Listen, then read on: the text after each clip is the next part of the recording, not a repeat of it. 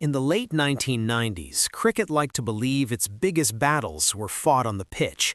What fans didn't see were the quiet conversations happening off it, phone calls that ended too quickly, meetings that felt casual but weren't, and approaches that tested the integrity of players long before any match was fixed.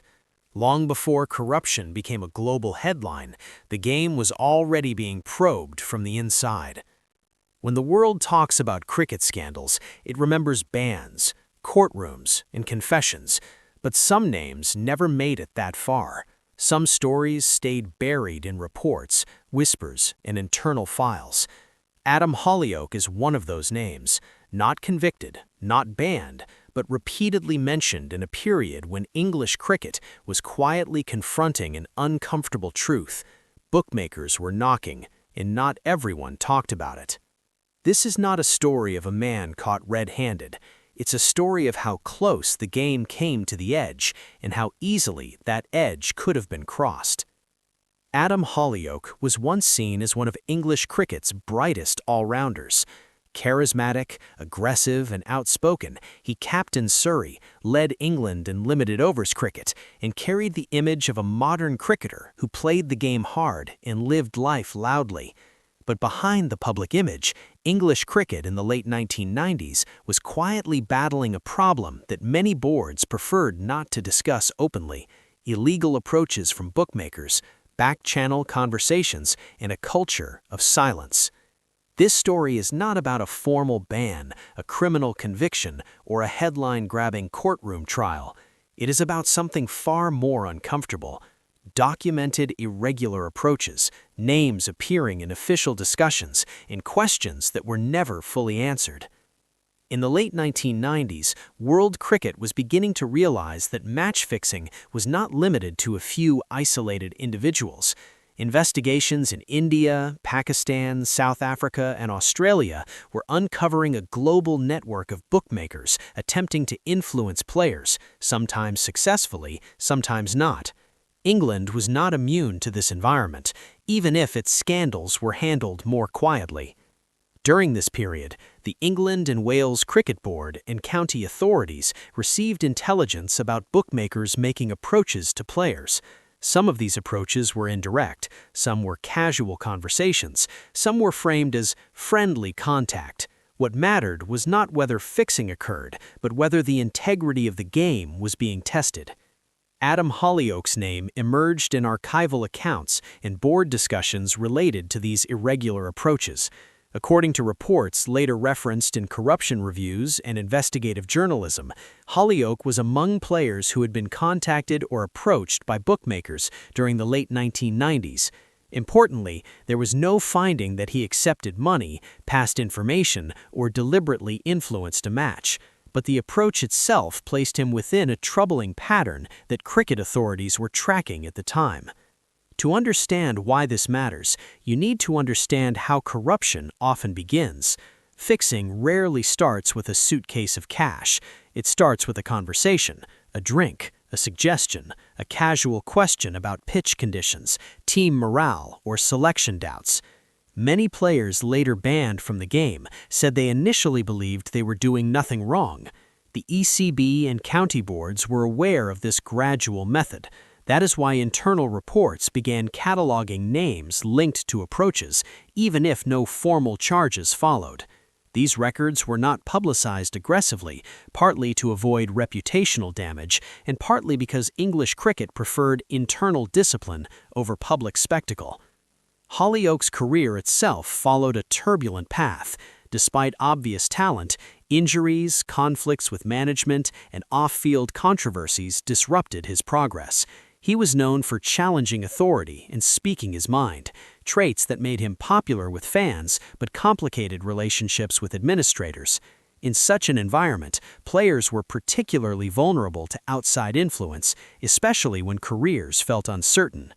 By the late 1990s, Hollioake was already dealing with physical decline and pressure over his place in the England setup.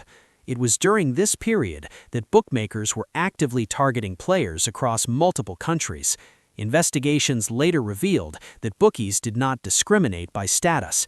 Captains, fringe players, stars, and retirees were all approached. What separates Hollioake's case from more infamous scandals is that no disciplinary charge followed, no suspension, no ban, no public hearing. But his inclusion in discussions around irregular approaches raises an important question. How many players were quietly warned, noted, or monitored without the public ever knowing? Former anti-corruption officials have since admitted that during the 1990s, cricket boards lacked clear reporting systems. Players were often unsure who to tell, how serious an approach was, or whether reporting it would damage their own careers. Silence was common, not necessarily because of guilt, but because of fear and confusion. When later corruption scandals exploded, particularly in South Asia, earlier English cases were revisited by journalists and researchers. Names surfaced not as accusations, but as a part of a broader historical record showing how widespread bookmaker contact had been. Hollioake's name appeared in that context, not convicted, not sanctioned, but documented. This distinction is critical. Exposing corruption doesn't always mean declaring someone guilty. Sometimes it means exposing how the system allowed risk to exist without transparency. Hollioake represents a category of players who lived in the gray zone, not proven wrongdoers, but part of an era when cricket's defenses were weak. Critics argue that English cricket benefited from handling such matters quietly. While boards in other countries faced public disgrace, England projected an image of relative cleanliness. But cleanliness achieved through silence is not the same as accountability. The fact that Hollioake was never formally banned does not erase the existence of irregular approaches, nor does it eliminate the responsibility of cricket authorities to explain how such situations were handled. Were players properly educated? Were warnings issued? Were monitoring systems effective? These questions remain largely unanswered. Hollioake himself has not been publicly sanctioned in relation to fixing, and any fair assessment must acknowledge that. But the absence of punishment does not mean the absence of concern. It means the evidence did not meet the threshold for formal action, or that the system at the time was not equipped to pursue it. As cricket evolved into the 2000s, anti-corruption units became stronger, reporting mechanisms clearer, and consequences harsher. Players today are educated from junior levels about reporting even the smallest approach. That shift exists because of lessons learned from the 1990s, lessons written in quiet files, confidential memos, and names noted but never prosecuted. Adam Hollioake's story sits within that hidden history. It challenges the simplistic idea that corruption scandals only involve those who were banned or jailed. It forces us to confront the uncomfortable reality that many cases existed in the shadows, unresolved and unexplained.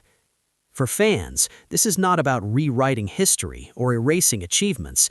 It is about understanding how vulnerable the game once was and how easily trust could have been broken. For cricket authorities, it is a reminder that transparency matters, even when no rule is officially broken. Hollioake remains a figure of English cricket, remembered for his aggressive style and brief international captaincy. But his name's presence in corruption-related discussions is part of the sport's broader reckoning with its past. Not every story ends with guilt. Some end with unanswered questions. And in the fight to protect the integrity of cricket, unanswered questions might be just as important as proven crimes.